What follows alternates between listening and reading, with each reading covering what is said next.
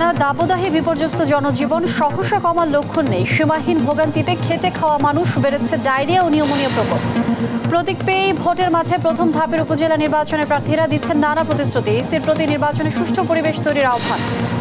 চট্টগ্রামে দুই ছাত্রলীগ নেতার নেতৃত্বে পাহাড় কাটার মহোৎসব, ধ্বংস হচ্ছে পরিবেশ ও প্রকৃতি। প্রশাসনের উদাসীনতাকে দায়ী করছেন অনেকে। কিশোরগঞ্জে নিখোঁজে 25 দিন পর নদী থেকে ছাত্রলীগ নেতার মরদেহ উদ্ধার। পূর্বশত্রুতার জের ধরে ডেকে এনে জবাই করা হয় বলছে পুলিশ। কুষ্টিয়ায় বাড়ির দরজায় প্রভাবশালীর প্রাচীর, 7 দিন ধরে অবরুদ্ধ 8 পরিবার। অভিযোগ পেলে তদন্ত করে ব্যবস্থা নেওয়া হবে বলছে প্রশাসন। দেখছিলেন দেশ জনপদ সংবাদ শিরোনাম, সঙ্গে আছি আমি লিনিয়া আফরোজ।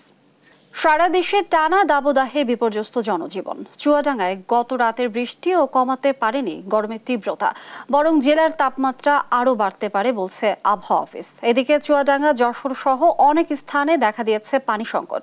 তীব্র গরমে খেটে খাওয়া মানুষের ভোগান্তি চরমে উঠেছে। বিভিন্ন প্রতিনিধিদের পাঠানো তথ্যচিত্রে টুম্পা আফরোজের রিপোর্ট। চুয়াডাঙ্গায় তাপপ্রবাহের মধ্যে মঙ্গলবার রাতে হঠাৎ ঝড়ো বৃষ্টি হয়েছে।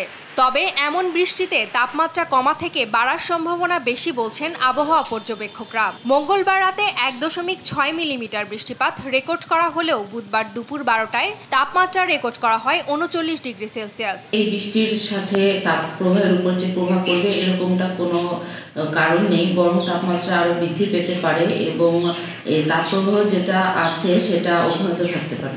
নিম্ন ও খেটে খাওয়া আয়ের মানুষের দুর্ভোগের পাশাপাশি জেলায় দেখা দিয়েছে সুপেয় খাবার পানির সংকট। গরমের জন্য মানুষ সাধারণ কাজকর্মে জীবন অতিষ্ঠ হয়ে যাচ্ছে। আলমডাঙ্গা শহরে যে ক্যানাল আছে, এখানে পানি আসতো, এই পানি আসাটাও এবার বন্ধ হয়ে গেছে। এই বিষয়ে সরকারের নজর দেওয়া উচিত। পানির লেয়ার কমে গেছে, পানি উঠতেছে না। এ অবস্থায় আলমডাঙ্গা রেলওয়ে স্টেশনে ট্রেন যাত্রীদের মাঝে সুপেয় ঠান্ডা পানি বিতরণ করা হয়। পানি বিতরণের যে কার্যক্রম চুয়াডাঙ্গা আলমডাঙ্গা রেল স্টেশনে যে কার্যক্রমটা করেছেন, এটা দেখে সবাই অনুপ্রাণিত হবেন, উৎসাহিত হবেন এবং বিপদ সংকুল মুহূর্তে মানুষের পাশে দাঁড়ানোর যে উদ্যোগ, এই উদ্যোগকে আমি অফিসার ইনচার্জ আলমডাঙ্গার পক্ষ থেকে সাধুবাদ জানাই। যশোরে টানা দাবদাহে জনজীবনে ভোগান্তি নেমে এসেছে। তাপপ্রবাহে ভূগর্ভস্থ পানির স্তর নিচে নেমে যাওয়ায় অধিকাংশ নলকূপে পানি উঠছে না। কৃষি জমিতে সেচ দিতে হিমশিম খেতে হচ্ছে চাষিদের। তীব্র তাপপ্রবাহে পুড়ছে বন্দরনগরী চট্টগ্রাম। সবচেয়ে বেশি বিপাকে পড়েছেন শ্রমজীবী মানুষ। কয়েকদিন ধরে চট্টগ্রামে সকাল থেকেই থাকছে রোদের তাপ। ভ্যাপসা গরমে দুর্বিষহ হয়ে উঠেছে জনজীবন। চট্টগ্রামে অতিরিক্ত গরমে সড়কে বিভিন্ন স্থানে গড়ে উঠেছে বিভিন্ন পানীয়র দোকান। গরমে কিছুটা স্বস্তি পেতে মানুষ ছুটে আসছেন এখানে। টুম্পা আফরোজ, নিউজ ডেস্ক, দেশ টিভি। তীব্র তাপদাহে নাভিশ্বাস উঠেছে জনজীবনে। বৃষ্টির পানির অভাবে মাঠ ঘাট ফেটে চৌচির অবস্থায় মাঠের ফসল বিনষ্ট হয়ে পড়েছে। এ অবস্থায় রাজবাড়ী, ফেনী, কুষ্টিয়া, চাঁপাইনবাবগঞ্জ, নারায়ণগঞ্জ, ঝিনাইদহ ও পিরোজপুরে বৃষ্টির আশায় খোলা আকাশের নিচে ইস্তিসকার নামাজ আদায় করেছেন মুসল্লিরা। প্রতিনিধিদের পাঠানো তথ্য ছবিতে ফারজানা ইসলামের ডেস্ক রিপোর্ট। প্রচণ্ড তাপদাহে বিপর্যস্ত জনজীবন, দেখা দিয়েছে পানির তীব্র সংকট। এজন্য বৃষ্টির আশায় রাজবাড়ী জেলার গোয়ালন্দে ইস্তিসকার নামাজ আদায় করেছেন এলাকাবাসী। বিশেষে নামাজে অংশ নেন শতাধিক মুসল্লি। আল্লাহ তাআলা দরবারে অসংখ্য গণিত প্রশংসা যে আল্লাহ তাআলা আমাদেরকে আজকে জামিয়া নিজামিয়া আরবিয়া কওমি মাদ্রাসায় সলাতুল ইস্তিসকা নামাজ পড়ার তৌফিক দিলেন। বিশেষ করে আমরা এই সলাতুল ইস্তিসকা নামাজ পড়ার পরে আল্লাহর কাছে তওবা করলাম, ইস্তিগফার করলাম। দেশবাসীর কাছে অনুরোধ করব, আমরা তো এখন এসির জামানে আসছি, এসির ভিতরে যারা আছি তারা তো এটা অনুভব করি না। কৃষক ভাইরা অনুভব করে, যারা শ্রমিক ভাই আছে তারা অনুভব করে। আমরা তাদেরকে নিয়ে আমরা সকল ধর্মপ্রাণ সাধারণ মুসলমান যে যেখানে আছে সবাইকে নিয়ে আমরা নিজ নিজ এলাকায় ইমাম সাহেবদেরকে, উলামায়ে কেরামকে অনুরোধ করব আমরা ঈদগাহ নামাজ পড়ার জন্য।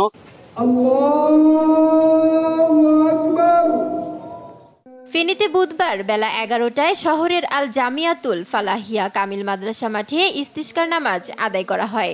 কুষ্টিয়া সরকারি কলেজ মাঠেও এ নামাজ অনুষ্ঠিত হয়। নামাজ ও মোনাজাত পরিচালনা করেন মিলপাড়া শাহী মসজিদের ইমাম মাওলানা শরাফত হুসাইন। আলহামদুলিল্লাহ, আমরা আজকে ইস্তিসকার নামাজ আদায় করলাম, যেটা অনাবৃষ্টির জন্য পড়া হয়। তো এটা অনাবৃষ্টিতে ইস্তিসকার নামাজ এটা রাসূল সাল্লাল্লাহু আলাইহি ওয়াসাল্লাম এটা গুরুত্বপূর্ণ একটা সুন্নাহ। সারা দেশের মতো অনাবৃষ্টি ও তাপদাহে পড়ছে চাঁপাইনবাবগঞ্জ। বৃষ্টির পানি চেয়ে মহান আল্লাহর দরবারে সাহায্য চেয়ে ইস্তিসকার নামাজ আদায় করা হয়। নারায়ণগঞ্জ কেন্দ্রীয় ঈদগাহ ময়দানে ইস্তিসকার নামাজ পড়েন মুসল্লিরা। আরশে আজিমের মালিক আমাদের কার উপরে নারাজ হয়েছে, তাই বৃষ্টি বন্ধ রেখেছেন। তাকে রাজি করার জন্যে, তার দরবারে দুহাত তুলে আর্তনাদ জানাবার জন্যে, 2 ফোঁটা চোখের পানি দিয়ে বৃষ্টির দাবি আদায় করার জন্য আমরা আজকে ঈদগাহে একত্রিত হয়েছি। তো আল্লাহ রাব্বুল আলামিন আমাদের তওবা কবুল করুক এবং নারায়ণগঞ্জ সহ সারা দেশে রহমতের বৃষ্টি বর্ষিত হোক। ঝিনাইদহে কমছে না তাপমাত্রার পারদ, বৃষ্টির আশায় প্রহর গুনছেন মানুষ। এ অবস্থায় ইস্তিসকার নামাজ আদায় করেন মুসল্লিরা। এছাড়া পিরোজপুরের মঠবাড়িয়া ও ইন্দুরকানী উপজেলায় খোলা আকাশের নিচে বৃষ্টির জন্য নামাজ আদায় করা হয়। ফারজানা ইসলাম, নিউজ ডেস্ক, দেশ টিভি। তাপদাহের খবর জানাতে কুষ্টিয়া থেকে সহকর্মী নাহিদ হাসান তিতাস ও টাঙ্গাইল থেকে আতিকুর রহমান আতিক যোগ দিচ্ছেন আমাদের সঙ্গে। শুরুতেই আমরা যাচ্ছি নাহিদ হাসান তিতাসের কাছে। তিতাস, কুষ্টিয়ায় আজ গরমের তীব্রতা কেমন দেখছেন? ধন্যবাদ লিনিয়া। আসলে সারা দেশের মতো কুষ্টিয়ার কিন্তু একই অবস্থা, অর্থাৎ তীব্র দাবদাহ চলছে আজ গত 2 সপ্তাহ ধরে। 2 সপ্তাহ ধরে তীব্র দাবদাহে কিন্তু জনজীবন হাঁপিয়ে উঠেছে, অর্থাৎ তীব্র গরমের ফলে হাঁসফাঁস অবস্থা, কোথাও কোনো স্বস্তির খবর নেই। ঘরে বাইরে সব জায়গায় কিন্তু শুধু গরম আর গরম। আমি যদি জানাই যে এই যে তীব্র দাবদাহে সবচেয়ে বেশি বিপাকে পড়েছে যারা খেটে খাওয়া নিম্ন আয়ের মানুষ, অর্থাৎ শ্রমজীবী মানুষ, রিক্সা চালক থেকে শুরু করে ভ্যান চালক যারা রয়েছে তারা কিন্তু সবচেয়ে বিপাকে পড়েছে, কারণ তাদের আয় কমে গিয়েছে এবং তারা যাত্রী পাচ্ছে না, যার কারণে তারা সংকটের মধ্যে রয়েছে। এছাড়াও কৃষি জমি কৃষকেরাও পড়েছে চরম বেকায়দায়, অর্থাৎ কৃষি জমি ফেটে গেছে, কৃষিতে ফসল উৎপাদন হচ্ছে না। এখন এই বৈশাখ মাসে এখন ধান কাটার সময় কৃষকরা কিন্তু এই গরমে ধানও কাটতে পারছে না। তাছাড়া আপনি আরেকটি বিষয় আপনাকে জানিয়ে রাখতে চাই লিনিয়া, কুষ্টিয়া কিন্তু একটি খামার অধ্যুষিত এলাকা। এই এলাকায় প্রায় 19,000-এর মতো ব্রয়লারের খামার রয়েছে। এই তীব্র দাবদাহের প্রভাবে কিন্তু খামারগুলাই সংকটের মধ্যে পড়েছে খামারিরা, কারণ তাদের বাচ্চা মরে যাচ্ছে, তাদের মুরগি মরে যাচ্ছে, এমনকি অনেক খামার বন্ধও হয়ে গেছে। এছাড়াও কুষ্টিয়ায় সবচেয়ে যে তীব্র সংকটের মধ্যে পড়েছে এটা খাল বিল নদী নালা শুকিয়ে গেছে, যার ফলে কিন্তু টিউবওয়েলে পানির সংকট দেখা দিয়েছে, অর্থাৎ কোনো টিউবওয়েলে পানি উঠতেছে না। শহরবাসী দূর দূরান্তে ছুটে বেড়াচ্ছে এই যে সুপেয় পানির জন্য। আসলে সব শ্রেণীর মানুষই কিন্তু একটা সংকটের মধ্যে পড়েছে, যেমন শ্রমজীবী থেকে শুরু করে যারা কৃষিকাজ করে তারা এবং খামারিরা সবাই। আমরা একটা কথা বলতে পারি যে আসলে এখন পর্যন্ত কুষ্টিয়ার কোনো স্বস্তির খবর নেই। আবহাওয়া অফিস যে তথ্য দিচ্ছেন তাতে কিন্তু আরও বেশি আতঙ্কের কথা। আজকের কুষ্টিয়ার আবহাওয়া 40.8 ডিগ্রি সেলসিয়াস। তবে আবহাওয়া অফিস যেটা বলছে যে এই তাপমাত্রা কিন্তু আগামীতে আরো বাড়বে, অর্থাৎ এখন পর্যন্ত কোনো বৃষ্টির সম্ভাবনা নেই। সর্বশেষ আমি এতটুকুই বলতে পারি যে গত 2 সপ্তাহ টানা এই দাবদাহের প্রভাবে কিন্তু কুষ্টিয়ার জনজীবন হাঁপিয়ে উঠেছে। এই ছিল কুষ্টিয়া থেকে তীব্র দাবদাহের সর্বশেষ খবর। আমি চলে যাচ্ছি টাঙ্গাইলে, সেখানে রয়েছেন সহকর্মী আতিক। ধন্যবাদ তিতাস। একই অবস্থা কিন্তু টাঙ্গাইলেও রয়েছে এবং বিশেষ করে আসলে টাঙ্গাইলের যে তাপদাহ এবং প্রচণ্ড রোদের কারণে কিন্তু মানুষের জনজীবনে আসলে অনেকটা বিঘ্ন ঘটছে এবং বিশেষ করে আসলে 3 দিনের পরিসংখ্যান যদি আপনাকে বলি যে 40-41 এর মধ্যে কিন্তু আসলে তাপমাত্রা ওঠানামা করছে এবং বিশেষ করে একদিকে সূর্যের প্রখর রোদের যে তাপ এবং অন্যদিকে কিন্তু বাতাসের যে তাপের কিন্তু একটা অনেকটাই রয়েছে এবং আপনি জানেন যে হাসপাতালগুলোতেও কিন্তু একই অবস্থায় এবং ঠাঁই নেই। গরমের বিভিন্ন অসুখ বিসুখ এবং বিভিন্ন ধরনের রোগ কিন্তু হচ্ছে এবং বিশেষ করে আসলে এর মধ্যেও কিন্তু অনেকটা লোডশেডিংয়ের মধ্যে পড়েছে গ্রামগঞ্জে এবং আপনি জানেন যে এই মানুষ কিন্তু আসলে খুব একটা ঘর থেকে কিন্তু বেরি হচ্ছে না এবং অনেক জায়গায় কিন্তু আসলে এই বৃষ্টির জন্য বিভিন্ন মসজিদ এবং বিভিন্নভাবে কিন্তু তারা কিন্তু বৃষ্টির জন্য প্রার্থনা করছে। তো আসলে বলা চলে যে এই অবস্থায় আসলে অনেকটাই জনজীবন উচ্ছিষ্ট রয়েছে। আমরা একটু কথা বলবো কি অবস্থা এই গরমে আসলে কেমন আসলে মনে হচ্ছে? গরম আসলে যা গরম পড়ছে আসলে মানুষ ঘর থেকে বাইরে হতে পারতেছে না, আবার যে পরিমাণ তাপ মানুষ আসলে করার শেষ সবাই কর্মক্ষেত্রে বাইরে করছে, গাড়ি ঘোড়া রাস্তাঘাটে খুব কম আছে। আর বিদ্যুতের অবস্থাটা শহরাঞ্চলে ভালো আছে, কিন্তু মফস্বল এলাকা দিয়ে বিদ্যুতের লোডশেডিংটা বেশি পড়ে গেছে। ধন্যবাদ। আসলে এই একদিকে যেমন গরম, অন্যদিকেও কিন্তু লোডশেডিং এর একটা অনেকটাই বিদ্যুতের অনেকটাই সমস্যা রয়েছে এবং আপনি জানেন যে বিশেষ করে শিশু তাদের কিন্তু রোগ কিন্তু বেশি হচ্ছে এবং হাসপাতালে কিন্তু বিভিন্নভাবে আমরা খবর নিয়েছি যে সেখানে কিন্তু অনেক রুগীরা কিন্তু তারা ভিড় করছেন এবং বয়স্করাও কিন্তু অনেকটাই ভিড় করছেন। বলা চলে যে আসলে মানুষের এই গরমের কিন্তু অনেকটাই অতিষ্ঠ হয়ে রয়েছেন এবং আবহাওয়া অফিস বলেছে যে আসলে এরকম এই মাস পুরাটাই এরকম থাকবে বলে তারা জানিয়েছেন। এই ছিল আমার কাছে সর্বশেষ টাঙ্গাইলের তাপদাহ নিয়ে। জিমিয়া, অসংখ্য ধন্যবাদ আপনাদের দুজনকে আমাদের সঙ্গে যুক্ত হবার জন্য। দর্শক, তীব্র তাপদাহের খবরাখবর জানছিলাম সহকর্মীদের কাছ থেকে। তীব্র গরমে জেলায় জেলায় বেড়েছে ডায়রিয়া, নিউমোনিয়া, জ্বর ও শ্বাসকষ্ট সহ নানা রোগ। আক্রান্তদের অর্ধেকই শিশু। রোগীর অতিরিক্ত চাপ সামলাতে হিমশিম খেতে হচ্ছে সদর হাসপাতাল কর্তৃপক্ষকে। সহকর্মী মেহেদি হাসান, ছোটন সাহার তথ্য ছবিতে সালমা জাহানের ডেস্ক রিপোর্টে। তীব্র দাবদাহে বাড়ছে জ্বর, ঠান্ডা, নিউমোনিয়া ও ডায়রিয়া সহ নানা রোগ। জামালপুর জেনারেল হাসপাতালে ধারণ ক্ষমতা প্রায় 3 গুণ রোগী ভর্তি রয়েছে। অতিরিক্ত গরমের কারণে আমার 10 মাসের বাচ্চা আজকে 4 দিন যাবত ডায়রিয়ায় আক্রান্ত। হাসপাতালের ভিতরে রাখার মতো কোনো পরিস্থিতি নাই, অনেক গরম হাসপাতালের ভিতরে। ডায়রিয়া ওয়ার্ডে আমার ছেলের মতো অনেকেই মনে করেন যে আছে, কিন্তু এখানে আরো অনেক গরম বেশি, এখানে মনে করেন টিকা যাইতেছে না। তাপ প্রবাহ থেকে বাঁচতে ছায়াযুক্ত স্থানে থাকার পাশাপাশি পানি, স্যালাইন ও স্বাস্থ্যকর খাবার খাওয়ার পরামর্শ দিচ্ছেন চিকিৎসকরা। অধিকাংশই ঠান্ডা, নিউমোনিয়া এবং ডায়রিয়া জনিত কারণে ভর্তি আছে। অতিরিক্ত গরমে প্রয়োজন ছাড়া যেন কেউ বাইরে না যায়, পাশাপাশি বেশি বেশি পানি পান করে এবং অতিরিক্ত ঠান্ডা পানি পান করা উচিত নয়। পাশাপাশি রাস্তার ধারে যে সমস্ত শরবত বা পানীয় পাওয়া যায় তা যেন পান না করে। ভোলার 250 শয্যার জেনারেল হাসপাতালে শিশু ও ডায়রিয়া ওয়ার্ডে তিল ধারণের ঠাঁই নেই। শয্যা সংকটে মেঝেতে চিকিৎসা নিতে হচ্ছে রোগীদের। গরমের কারণে বাবুর অতিরিক্ত জ্বর, ঠান্ডা, কাশি বেড়ে গেছে। এই বাচ্চা নিয়ে আমরা আইছি, বাচ্চা ঠান্ডা লাগছে, এখন আমরা বাচ্চা সিট পাইতেছি না, এখন আমরা কোমরে লয়ে বসে রয়েছি। আমরা একটা সিটের মধ্যে 2 জন থাকতে আছে, আমাদের তো অনেক কষ্ট হইতেই আছে, কারণ বাচ্চার মা, তারপর আর গরম। জেলা 250 শয্যার হাসপাতালে বর্তমানে চিকিৎসা নিচ্ছেন 350 রোগী। তাদের সচেতনতা বাড়াতে দেওয়া হচ্ছে পরামর্শ। এই উচ্চ তাপমাত্রায় মানুষকে যে ধরনের স্বাস্থ্য শিক্ষা দেওয়া প্রয়োজন, যে সমস্ত রাষ্ট্রীয় নির্দেশনা আছে, সেই বার্তাগুলো আমরা আমাদের ইনডোরে, ইমার্জেন্সিতে, আউটডোরে প্রচার করছি। আমাদের শিক্ষাবিদরা আছেন এবং আমাদের চিকিৎসক, নার্সের সকলেই বিষয়গুলো সচেতনতা সৃষ্টির চেষ্টা করে যাচ্ছে।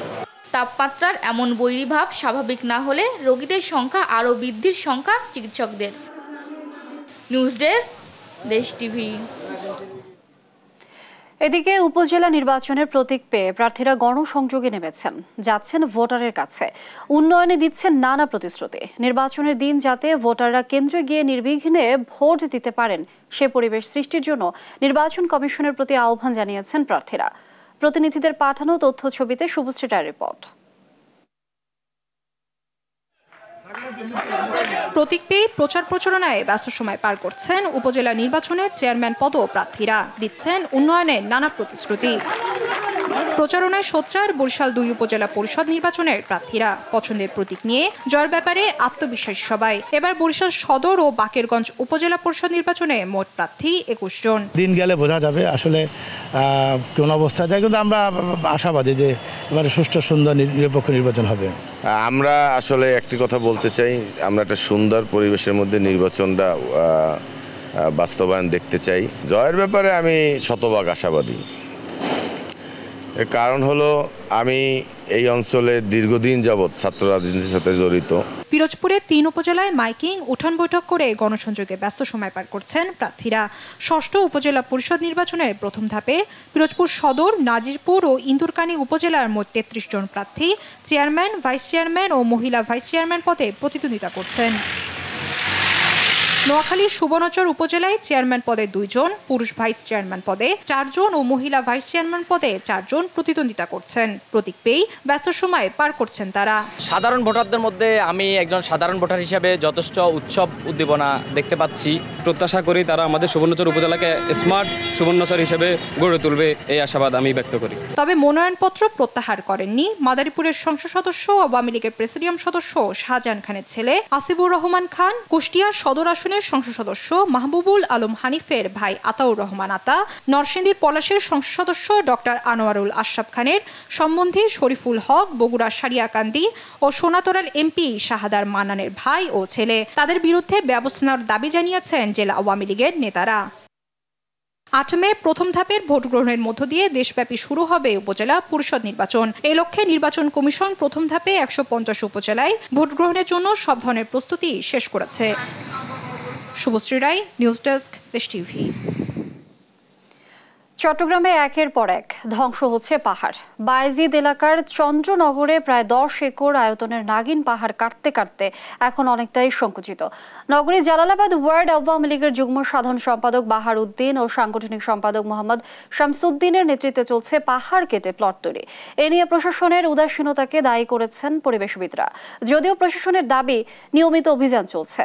চট্টগ্রাম থেকে একেএম নাজিমের রিপোর্ট, জানাচ্ছেন আলনুমান। সরকারি হিসাবে নাগিন পাহাড়ের আয়তন প্রায় 10 একর। বিভিন্ন সময় প্রায় 1.5 একর কেটে ফেলা হয়েছে।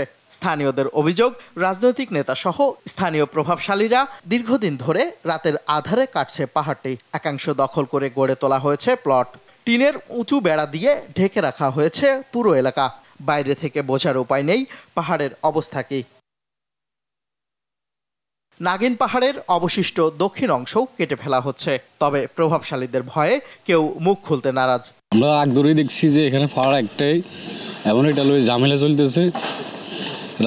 রাত্রে পাহাড় কাটি মেটে নিয়ে যাইতেছে। পাহাড় আগে কিন্তু বড় ছিল, কিন্তু আমি ছিলাম না, তো সেই কারণে দেখছি না কে কাটছে। রাত্রে মাটি উঠেছে, রাত্রে নিয়ে গেছে। পাহাড় কাটা বন্ধে পরিবেশ অধিদপ্তর চলতি বছর একটি মামলা করে। মামলার 18 আসামির অন্যতম চট্টগ্রামের জালালাবাদ ওয়ার্ড আওয়ামী লীগের যুগ্ম সাধারণ সম্পাদক বাহার উদ্দিন ও সাংগঠনিক সম্পাদক মোহাম্মদ শামসুদ্দিনের নেতৃত্বেই চলছে নতুন করে পাহাড় কাটা। এর মধ্যে বাহারের বিরুদ্ধে 2018 সালেও একটি মামলা হয়। এই দুই নেতার সাথে কয়েকজন তথাকথিত সাংবাদিকও জড়িত। এ নিয়ে সংশ্লিষ্ট দপ্তরের ভূমিকার সমালোচনা করেন বিশিষ্টজনরা। আমাদের প্রজন্মে পাহাড় বলে কোনো জিনিস থাকবে না, দেখবে না তারা। সেই পাহাড়ের সাথে কর্ণফুলী নদী যাবে, খালগুলো চলে গিয়েছে, নালাগুলো চলে গিয়েছে, এবং চট্টগ্রামের যে নান্দনিক নদীগুলো সেগুলোও যাবে, এবং আমাদের ঐতিহ্য বলে আর কোনো জিনিস থাকবে না।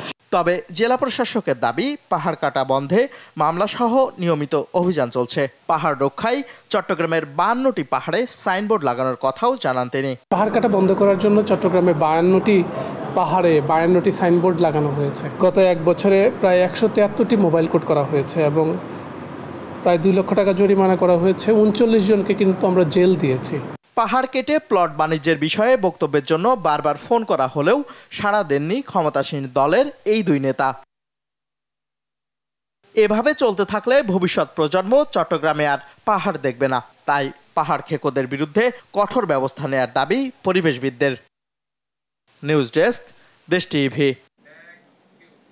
দেশ জনপদ সংবাদে আরো থাকছে।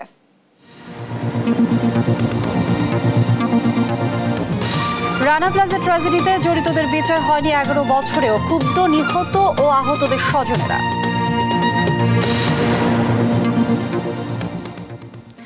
কুষ্টিয়ায় প্রভাবশালীর ইটের দেয়ালে 7 দিন ধরে অবরুদ্ধ 8 পরিবার। ক্ষমতার দাপটে বাড়ির সামনে ইটের দেয়াল তুলে বন্ধ করে দেওয়া হয়েছে বেরোনোর রাস্তা। এতে নিজ বাড়িতে 7 দিন ধরে বন্দি দশায় 8 পরিবারের 20 সদস্য। বিভিন্ন দপ্তরের দাঁড়ে দাঁড়ে গিয়েও মিলছে না সুরাহা। তবে প্রশাসন বলছে অভিযোগ পেলে তদন্ত সাপেক্ষে ব্যবস্থা নেবেন। ইরফান রানার ক্যামেরায় কুষ্টিয়া থেকে নাহিদ হাসান তিতাসের রিপোর্ট। কুষ্টিয়া শহরের পিটিআই রোডের বাসিন্দা প্রবাসীর স্ত্রী নাজমা খাতুন 17 বছর ধরে পরিবার পরিজন নিয়ে পিটিআই রোডের নিজ বাড়িতেই তার বসবাস। তবে হঠাৎই তার বাড়ি থেকে বেরোনোর একমাত্র রাস্তাটি ইটের দেওয়াল তুলে বন্ধ করে দিয়েছেন মমিনুর রহমান নামে স্থানীয় এক প্রভাবশালী। ফলে নিজ বাড়িতেই 7 দিন ধরে বন্দি দশায় মানবতার জীবনযাপন করছেন নাজমা খাতুন সহ 8টি পরিবারের 20 সদস্য। আমার সামনে জায়গাটুকু কেনার পরে কিনেছে 17-18 বছর আগে কিনে আমি চলাচল করি। এতকাল পর এখন সে বলছে ওই জায়গা আমার না, ওই জায়গা আমার না বলে গত বৃহস্পতিবারে বিকালবেলায় সে বন্ধ করে দেয়। আমার নিজের বাড়ি স্বাধীন দেশে আজ আমি গৃহবন্দী হয়ে আছি। আমরা 7টা পরিবার, এখানে 20 জনের বেশি মানুষ বসবাস করে, আমাদের যাতায়াতের অনেক কষ্ট হচ্ছে। জোরজার মল্লুক তার এটা সে অনেকদিন ছোটকালের থেকে শুনে আসছি, আজকে তার বাস্তব প্রমাণ দেখছি। বিভিন্ন দপ্তরের দ্বারে দ্বারে ঘুরেও ভাঙা যায়নি প্রভাবশালীর ইটের দেওয়াল। এই বন্দি দশা থেকে মুক্তি পেতে প্রশাসনের হস্তক্ষেপ চাই তারা। আমরা এটা সমাধানের জন্য এখানকার মেম্বার, তারপরে আমাদের সমঝোতার জন্য তাদের সাথে বেশ কয়েকবার কথা বলা হয়েছে, কিন্তু তারা কোনো সমঝোতায় আসতে চায়নি। এটা আমরা চাচ্ছি এটা থেকে যেন মুক্তি পাই, খুব দ্রুত যেন এটার একটা ব্যবস্থা করা হয়। তবে প্রাচীর নির্মাণকারী ওই প্রভাবশালীর দাবি, নিজের জমিতেই প্রাচীর নির্মাণ করেছে সে। কে বেরোতে পারলো কি পারলো না তা নিয়ে মাথা ব্যথা নেই তার। ওই সাইডে পাঁচিল দিলে হাঁটা যাবে না, এখন ওনারা কিভাবে হাঁটবে সে ওনারা ভালো জানে। আমিন তাদের, আমিন পাশের ওনার মেপে আমাকে যতটুকু দিয়ে গেছে আমার 6 কাটা জায়গা আমি অতটুকু বন্ধ করে দিয়েছি বাস। আর প্রশাসন বলছে কারো চলাচলের রাস্তা বন্ধ করার কোনো সুযোগ নেই। এ ধরনের অভিযোগ পেলে তদন্ত সাপেক্ষে ব্যবস্থা নেবেন তারা। এই বিষয়ে ওনারা যদি আমাদের কাছে লিখিত দেন, লিখিত দিলে আমরা বিষয়টি তদন্ত করে কি আইনগত ব্যবস্থা রয়েছে বা কি ব্যবস্থা নেওয়া যায় আমরা সেই বিষয়ে অবশ্যই ব্যবস্থা নেব, এবং এই ক্ষেত্রে যাতে কোনো ধরনের আইন শৃঙ্খলার অবনতি না হয় সেই বিষয়ে আমরা একই সাথে খেয়াল রাখি। শুধু আশ্বাস নয়, দ্রুত সমস্যা সমাধান করে অবরুদ্ধ জীবন থেকে মুক্তি চাই ভুক্তভোগী পরিবারগুলো। নাইদা সন্তিতাস, দেশ টিভি, কুষ্টিয়া। আজ রানা প্লাজা ট্র্যাজেডির 11 বছর। দীর্ঘ 11 বছরেও দোষীদের বিচার না হওয়া এবং পাওয়া না পাওয়ার আক্ষেপ প্রকাশ করেছেন নিহত আহতদের স্বজনরা। সাভার প্রতিনিধি শাহিনুর রহমান শাহিনের তথ্যচিত্রে রিপোর্ট। পোশাক শিল্পের ইতিহাসে সবচেয়ে ভয়াবহ দুর্ঘটনা ঘটে 2013 সালের 24 এপ্রিল। এদিন সাভারের রানা প্লাজা ধসে 1135 শ্রমিকের মৃত্যু হয় এবং আহত হন কয়েক হাজার। দুঃসহ সেদিনের স্মৃতি স্মরণে বুধবার সকাল থেকে সাভারের রানা প্লাজায় চলে শ্রদ্ধা নিবেদন। আহত নিহত শ্রমিকদের স্বজন ও বিভিন্ন শ্রমিক সংগঠন শ্রদ্ধা নিবেদন করেন। তবে আক্ষেপ একটাই, দোষী রানার বিচার হয়নি এখনো। বছরের পর বছর একই কথা বলতে বলতে না রানার বিচার হচ্ছে না, আমরা সুবিচার পাচ্ছি না, আমাদের একটা ঠিকঠাক গতি হচ্ছে। বলতে চাই যে রানা প্লাজার মতো দুর্ঘটনা যেন বাংলাদেশে আর না থাকে। আমাদের এখন একটাই দাবি, এবং আমাদের যে সকল কর্মক্ষেত্র আছে সকল কর্মক্ষেত্র হবে নিরাপদ, শ্রমিক বান্ধব। আমি অনেকে আহত এখনো, আমি কোনো কর্মতে এখনো ফিরে যেতে পারতাছি না, আমি কোনো কাজকাম করতে পারতাছি না। আমার ওই রানা প্লাজার আহত এর থেকে টার্সিসে থেকে আমার চিকিৎসা দিতেছে সিআরপির ওইখান থেকে, এখন আমি চিকিৎসা অবস্থায় আছি আর কি। বুধবার সকালে সাভারের রানা প্লাজায় নিহতদের স্মরণে নির্মিত শহীদ বেদিতে ফুল দিয়ে শ্রদ্ধা জ্ঞাপন করেন শ্রমিক আন্দোলনের নেতাকর্মী সহ আরো অনেকে। আন্দোলনকারীরা বলেন, এমন ঘটনায় এখনো দোষীদের বিচার কাজ শেষ না হওয়া জাতির লজ্জা ছাড়া আর কিছুই নয়। 6 মাসের মধ্যে যে নির্দেশ দেওয়া হয়েছে যে 6 মাসের মধ্যে এই মামলা নিষ্পত্তি করতে হবে, আমরা চাই দ্রুত মালিকরা দোষীরা শাস্তি পাবে এবং শ্রমিকদের ভুক্তভোগীদের মর্যাদাপূর্ণ ক্ষতিপূরণ চাই আমরা। সেই শ্রমিকদের এক জীবনের আয়ের সমান তাদেরকে ক্ষতিপূরণ দিতে হবে। আজ যে প্রায় 2500-এর মতো শ্রমিক আহত হয়েছে তাদেরকে আমরা উপযুক্ত ক্ষতিপূরণ দিতে হবে এবং শ্রমিককে কারখানাগুলোর কর্মস্থলে নিরাপত্তা দিতে হবে। রানা প্লাজা ধসের ঘটনার তদন্ত কাজ শেষে নিম্ন আদালতে বিচার হয়েছে বলে জানান শিল্প পুলিশের এ কর্মকর্তা। আদালতের বিচার্য বিষয়, আমি মনে করি যে এই বিষয়টা আদালত অবশ্যই কাজ করছে, হয়তো একটু সময় লাগতেছে। সবকিছু যেহেতু আদালতের বিচার্য বিষয়, এই বিষয় নিয়ে আসলে আমাদের কথা বলাটা মনে হয় সমীচীন হবে না। তবে ভবিষ্যতে যাতে এই ধরনের ঘটনা না ঘটে সেজন্য আমরা সকল সংস্থার সাথে সমন্বয়পূর্বক আমাদের চেষ্টা অব্যাহত আছে যাতে আর দ্বিতীয় কোনো এই ধরনের ঘটনা না ঘটে। নিউজ ডেস্ক, দেশ টিভি। চট্টগ্রাম কাপ্তাই সড়কের রাঙ্গুনিয়ার সেলিমা কাদের কলেজ গেট এলাকায় বেপরোয়া বাসের ধাক্কায় চুয়েটের 2 শিক্ষার্থীর মৃত্যুর ঘটনায় তৃতীয় দিনের মতো চট্টগ্রাম কাপ্তাই সড়ক অবরোধ করে আন্দোলন করছে চট্টগ্রাম প্রকৌশল ও প্রযুক্তি বিশ্ববিদ্যালয়ের শিক্ষার্থীরা। বুধবার সকাল 10:30টার পর সড়কে নামেন চুয়েটের সাধারণ শিক্ষার্থীরা। তারা বাসের সিট ও টায়ার নিয়ে সড়কের 2 পাশে আগুন লাগিয়ে দেন। এছাড়া গাছের গুঁড়ি ফেলে প্রতিবন্ধকতারও সৃষ্টি করেন। গত মঙ্গলবার 9 দফা দাবির কথা বলা হলেও তার সাথে আরও 1 দফা দাবি যোগ করেছেন তারা। আন্দোলন নিয়ে কটূক্তি করা হয়েছে এমন দাবিতে সুমন দে নামে চুয়েটের এক শিক্ষকেরও অপসারণ দাবি করছেন শিক্ষার্থীরা। তাদের দেয়া এই 10 দফা দাবি না মানা পর্যন্ত আন্দোলন চালিয়ে যাওয়ার ঘোষণা দেন তারা।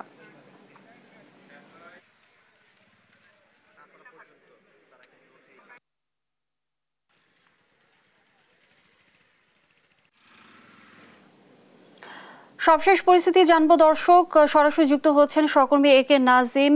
নাজিম, এখনো কি শিক্ষার্থীরা সড়ক অবরোধ করে রেখেছেন কিনা বিস্তারিত জানাবেন। জি, আপনি যেমনটা বলছেন এখনো তৃতীয় দিনের মতো যে আন্দোলন সেটা এখনো চলছে।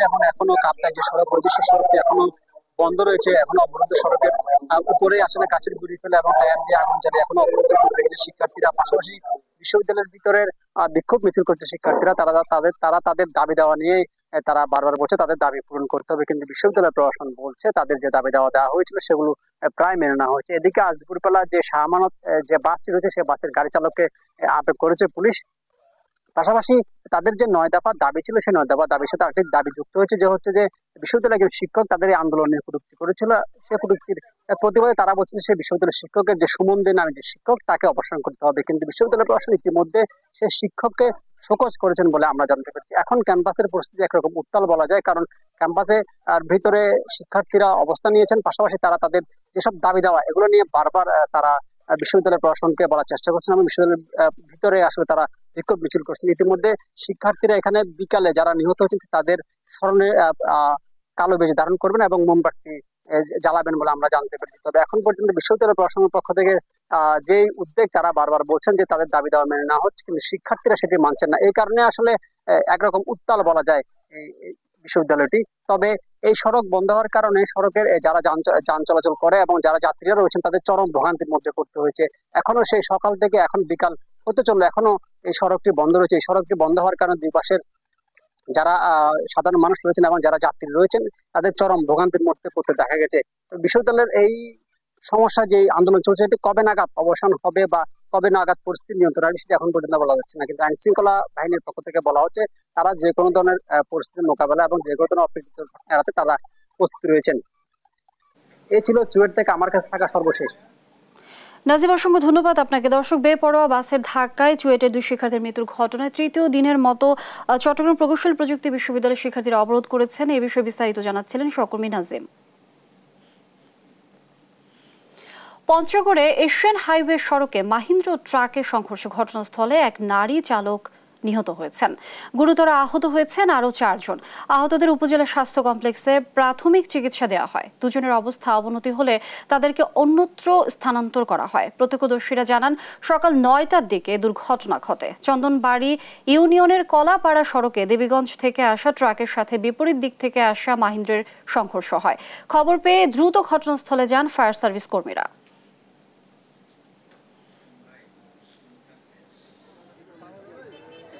একটি ট্রাক এবং আপনার বোদা থেকে দেবীগঞ্জমুখী একটি ট্রলির মুখোমুখি সংঘর্ষের ফলে একজন পথচারী নারী মারা যায় এবং ট্র্যাক্টরের বা ট্রলির ড্রাইভার মারা যায় আমরা দেখতে পাই, এবং 4 জন মেডিকেলে জনগণ এবং আমরা উদ্ধার করে হাসপাতালে প্রেরণ করি। দেশ জনপদ সংবাদে আরো যা থাকছে। বিভিন্ন মেয়াদে কারাভোগ শেষে মিয়ানমার থেকে দেশে ফিরল 173 বাংলাদেশি পরিবারের স্বস্তি।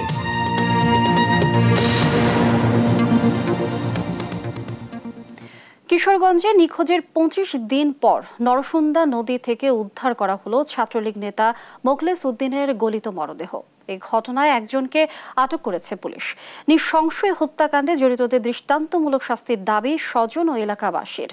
কিশোরগঞ্জ প্রতিনিধি টিটু দাসের পাঠানো প্রতিবেদন জানাচ্ছেন নাইমুল হাসিব। গেল 29 মার্চ বাসায় ফিরে কিছুক্ষণের মধ্যে বের হয়ে যাওয়া ছাত্রলীগ নেতা মোখলেছউদ্দিন ভূঁইয়াকে ফিরে পাওয়ার আশায় ছিল পরিবারের লোকজন, কিন্তু শেষ পর্যন্ত পাওয়া গেল তার গলিত মরদেহ। নিখোঁজের 25 দিন পর জেলার মিঠামইন উপজেলার কেওয়ারজোড় ইউনিয়ন ছাত্রলীগের যুগ্ম সাধারণ সম্পাদক মোখলেছউদ্দিন ভূঁইয়ার গলিত মরদেহ পাওয়া যায় নদীতে। 23 এপ্রিল বিকেলে কিশোরগঞ্জ শহরের নরসুন্দা মুক্তমঞ্চ এলাকায় ওয়াচ টাওয়ারের কাছে নরসুন্দা নদী থেকে তার গলিত মরদেহ উদ্ধার করে পুলিশ। এ সময় কান্নায় ভেঙে পড়ে নিহতের স্বজনরা। মানে ছেলে ভালো ছিল, তারা যারা এইভাবে নির্মমভাবে হত্যা করছে, যারা জড়িত আছে ওদের শাস্তি এবং ফাঁসি দাবি চাই।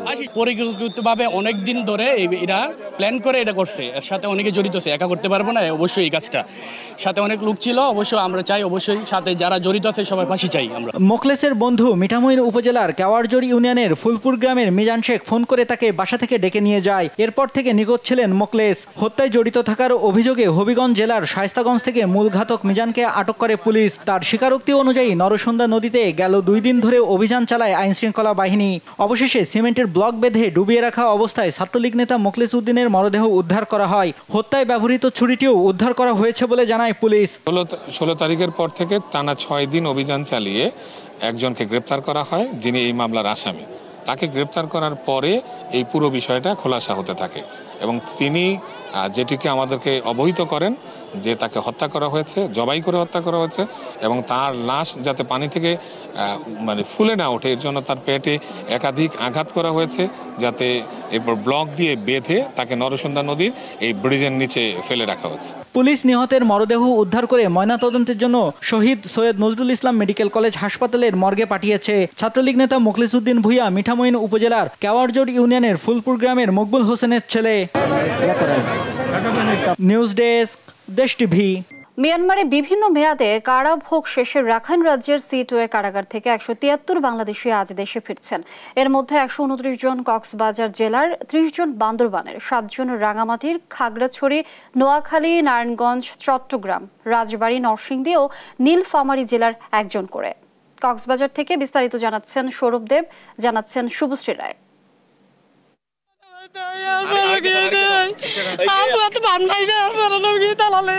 টেকনাফের হাসিনা আক্তারের কান্না যেন থামছেই না। ফিরে আসা 173 জনের মধ্যে নেই তার সন্তান সোহেল। দালালের খপ্পরে পড়ে মালয়েশিয়া যাওয়ার পথে নিখোঁজ হয়েছিল। এরপর সন্তান ফিরে পেতে দালাল চক্র নিয়েছিল 3 লক্ষ টাকা।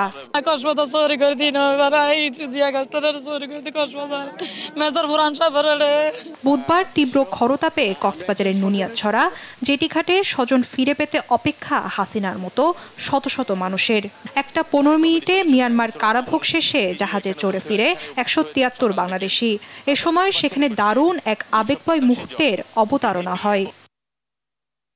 ফেরত আসাদের বেশিরভাগেরই দাবি সাগরে মাছ ধরতে গিয়ে বাংলাদেশ সীমানার মাঝেই মিয়ানমারের সীমান্তরক্ষী বাহিনীর হাতে আটক হন তারা। মাছ ধরার পরে আমরা চলে আসতেছি, চলে আসার জন্য মায়ানমার সরকার থেকে আমাদের জোর করে নিয়ে গেছে।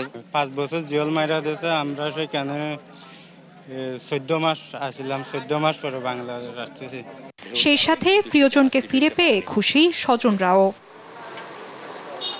এদিকে পররাষ্ট্র মন্ত্রণালয় সম্পর্কিত সংসদীয় স্থায়ী কমিটির সদস্য ও হুইপ সাইমুম সরোয়ার কোমল জানান, মিয়ানমারের কারাগারে থাকা আরও বাংলাদেশিদের ফিরিয়ে আনার বিষয়ে কাজ করবে বাংলাদেশ। আবেদন করার পরও নাম বিভ্রাট এবং স্থান বিভ্রাটের কারণে অনেককে আনা সম্ভব হয়নি। তো আমি এই মুহূর্তে যাদের নাম বিভ্রাট আছে অথবা স্থান বিভ্রাট আছে তাদেরকে এখানকার আইডি কার্ড থাকলে আইডি কার্ড অথবা মা বাবা অথবা জমির ল্যান্ড খতিয়ান সহ ন্যাশনাল ইউনিয়ন পরিষদের সার্টিফিকেট সহ আমি সকলকে বলবো, বিশেষ করে কক্সবাজার জেলাবাসীকে, আপনারা আমার সাথে যোগাযোগ করুন।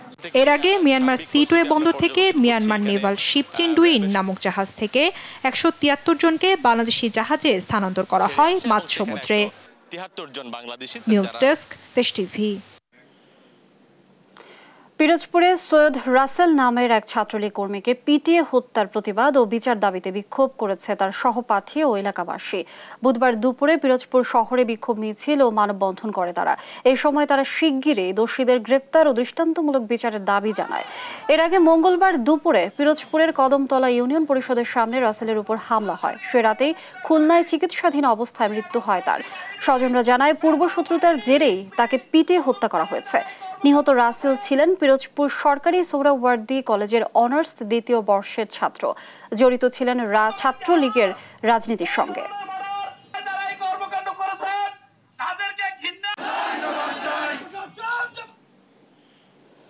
ভাগ্নের বিয়ের কেনাকাটা করতে ভাতিজার স্ত্রী শেফালী আক্তারকে নিয়ে ময়মনসিংহ শহরের গাঙ্গিনার পাড় গিয়েছিলেন সদরের উজান বাড়েরা এলাকার আব্দুর রহমান। মঙ্গলবার রাতেই বিয়ে হওয়ার কথা ছিল ভাগ্নে খোকনের, কিন্তু আর বাড়ি ফেরা হয়নি তাদের। রাত 10:30টার দিকে নগরীর বিদ্যাময়ী সরকারি বালিকা উচ্চ বিদ্যালয়ের পেছনে লেভেল ক্রসিং অটোরিকশায় পার হওয়ার সময় ঘটনাস্থলে প্রাণ হারান এই দুজন। সহকর্মী ইলিয়াস আহমেদের তথ্যচিত্রে ডেস্ক রিপোর্ট। ফরিদা আক্তার ট্রেনে কাটা পড়ে মারা যাওয়া স্বামী আব্দুর রহমানের ছবি হাতে নিয়ে বাকরুদ্ধ। যে বাড়িতে আজকে বিয়ের আনন্দ উল্লাস হওয়ার কথা ছিল, সেই বাড়িতেই চলছে নিহত স্বজনদের আহাজারি। ভাগ্নের বিয়ের কেনাকাটা করতে গিয়ে এমন পরিণতি হবে তা কখনো ভাবেননি স্বজনেরা। যে মেয়েটা মরছে, এই মেয়েটার ছেলে আইছে, আয়া কইতাছে জালনা দিয়া, বুবু আমার মা কি ভিনছে, আমার মার ভিন্দনে কি রঙে, আমার মা না রেলে না কাটিয়া গেছে গা, আমার মা নাই, বউজন কাটিয়া গেছে, আমার জামাই মইরা গেছে, আমার জামাইয়ের কথা নাম গুলো নাই। পাশাপাশি দুই বাড়িতে চলছে আব্দুর রহমান ও তার ভাতিজার স্ত্রী ফরিদা আক্তারের দাফন কাফনের প্রস্তুতি। যাদের আজকে বিয়ের দাওয়াতে আসার কথা ছিল, তারাই আসছেন শোকের বার্তা শুনে। এমন ঘটনায় হতবাক স্বজন ও এলাকাবাসী। গাড়ি অ্যাক্সিডেন্ট করছে আমার বাইডারে গো, রেলে পরে ব্যক্তায় দৌড়াদৌড়ি করে তো গেছি যায় দেখি মারা যে বউটা আবার বাজার করে আবার শুনিতে এই ঘটনা হয়ে গেছে। তো এখানে আসলে আনন্দটা ছিল, বিয়ের একটা আনন্দ করবো, সেখানে আজকে কান্নার রাহাজারি, সেখানে আমরা আসলে সবাই এলাকাবাসী সব দুঃখ প্রশাক খুব কষ্ট লাগতেছে। আমরা তো আসছি বিয়ের দাওয়াতে আসতাম, মহানা তো মরার খবর হয়ে আসলাম, মহানা তো কষ্টের কথা। রাতে জামালপুরগামী ব্রহ্মপুত্র এক্সপ্রেস ট্রেনের নিচে কাটা পড়ে মৃত্যু হয় অটোরিকশার যাত্রী আব্দুর রহমান ও শেফালী আক্তারের। এই ঘটনায় আহত হয় দুমড়ে মুচড়ে যাওয়া অটোর চালক। ঘটনার কারণ অনুসন্ধানে রেলওয়ে কর্তৃপক্ষ একটি তদন্ত কমিটি গঠন করেছেন। নিউজ ডেস্ক, দেশ টিভি।